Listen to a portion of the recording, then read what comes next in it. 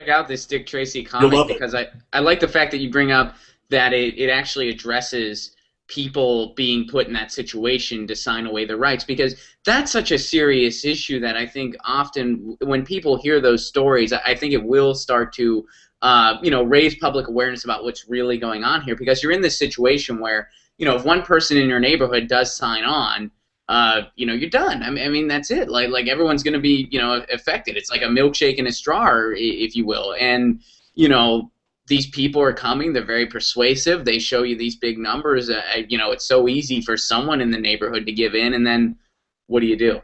Right. You know? And I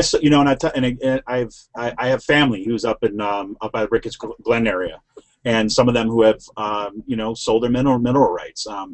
There are folks that are they're working to get by. One guy's he's a lumberjack, right? He goes out and he's a logger, and he's not bringing home like $100,000 a year. And then you sit there and you say, okay, look, give you $70,000, $80,000, $100,000 up front. This is more money than a lot of folks in those regions can ever expect to see, right? And that alone, and you put yourself in the mindset of somebody sitting there on this land and saying, look, if I take this, yeah, okay, there's a risk, and it could damage it, but I might be able to send my kid to college. Hmm. Right? I might be able to pay for these medical bills because I don't have health insurance. I might be able to kind of finally replace the truck that's been slowly rotting away on my driveway. Those are real things, and when you get the kind of money that the gas industry is bringing in, even though when you step back, it's not a lot of money based upon what they're making.